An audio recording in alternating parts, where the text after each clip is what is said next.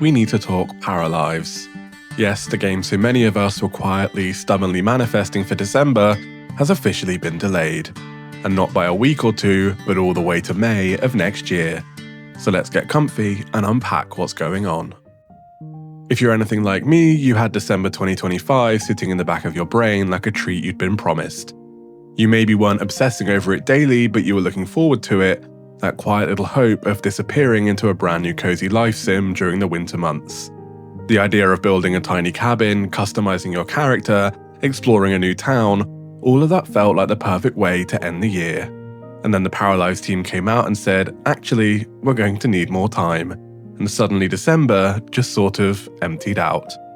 At first, that's disappointing, it really is, but the more I read, the more I listen to the developers, and the more I considered what's happening in the life sim genre as a whole, the more this delay made sense. Not just, okay sense, but deep, thoughtful, this is the right call kind of sense. So let's talk through it, slowly, like two friends catching up on a quiet afternoon. Before we get into the delay itself, it helps to remember what Paralives is trying to be. This isn't a giant studio cranking out a sequel, this is a tiny team, truly tiny, creating something incredibly ambitious. They're not just making one system, they're making three massive interconnected ones. There's the building system, which honestly looks like the digital interior design therapy. You can curve walls, adjust sizes, recolor anything you want, and decorate in ways we've all wished existing life sims would allow. Then there's the Paramaker, the character creator, which was almost like sculpting clay. You can adjust heights, body shapes, add tattoos, freckles, asymmetry. It's all designed to give that deeply personal, cozy touch so many of us crave in this genre. And then there's the live mode, the heart of a life sim. The routines, relationships, the world, the jobs, the way characters behave and interact and exist in a town that's supposed to feel warm and alive. And on top of all of this, Paralives is being built without any paid DLC planned. Everything from pets to seasons to updates that other studios would sell in $40 expansion packs is going to be added for free over time. It's wholesome, it's ambitious, it's a massive dream being held by a very small, very dedicated group of humans. And because of that, delays make sense. Recently, the developers opened up a playtesting to a wider group of players. Not the usual testers who know the game and its quirks, but a much more diverse set of players with fresh eyes. And the feedback that came back was almost like a compliment sandwich. People loved the building, they loved the Paramaker, but live mode, the core simulation, wasn't ready. There were bugs, and not just tiny ones. There were routines that didn't feel intuitive.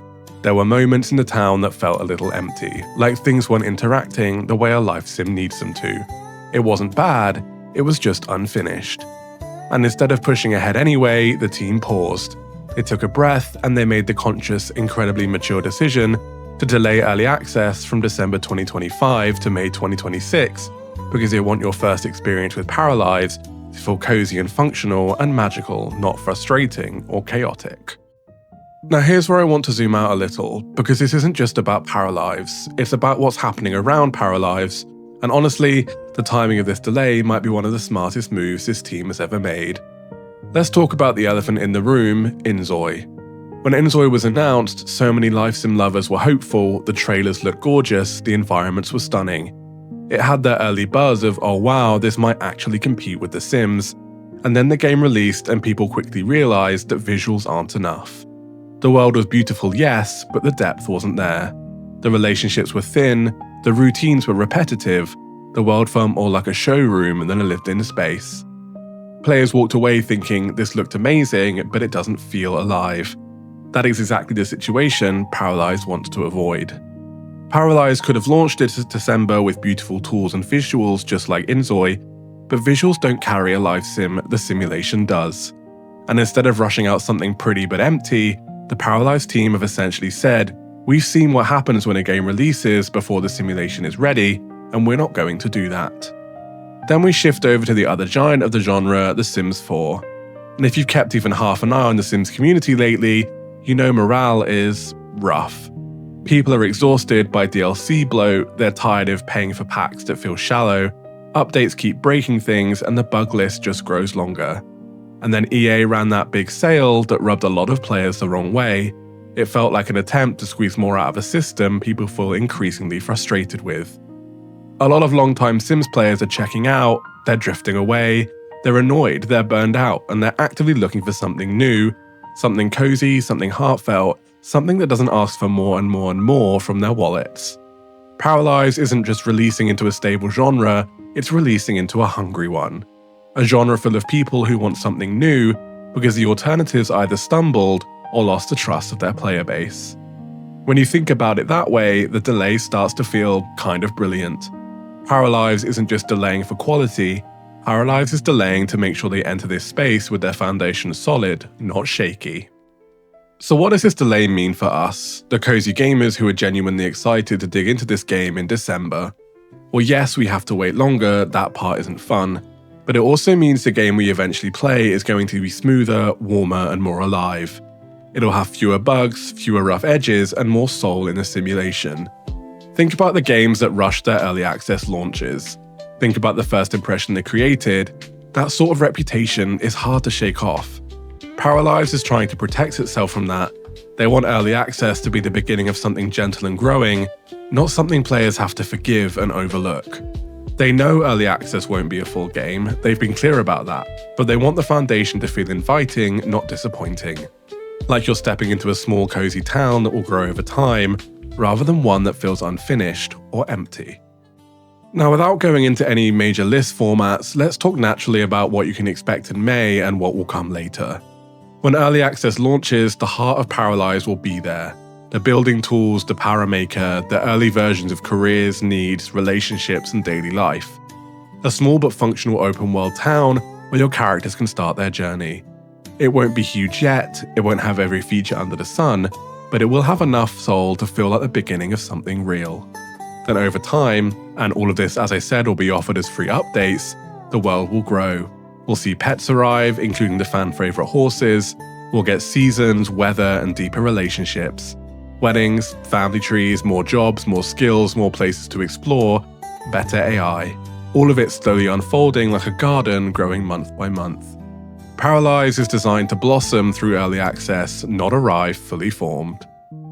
Now I want to be really honest with you, when inZOI stumbled, it made me nervous about the whole genre.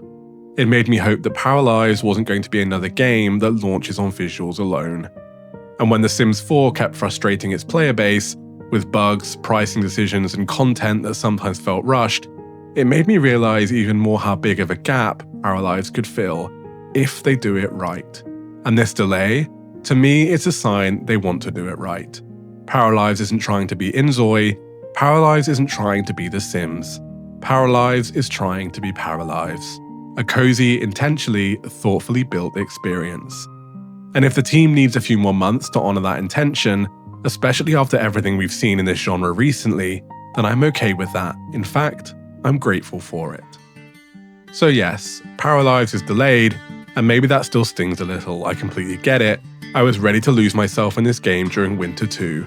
But now, after sitting with it, after watching the genre, watching inZOI's rocky reception, watching Sims 4 players drift away in frustration, I think this delay shows responsibility, a refusal to repeat the mistakes of the games around it.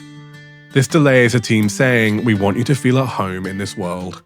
And honestly, I'd rather wait a few extra months for a cozy experience that feels right, than rush into something that's not ready to bloom. So let's take the time, let's enjoy the updates along the way, and when May 2026 arrives, we'll be ready to build our cozy little lives in a game that cared enough to wait. Thanks for spending time with me today, stay safe, stay cozy, and I'll see you in the next video.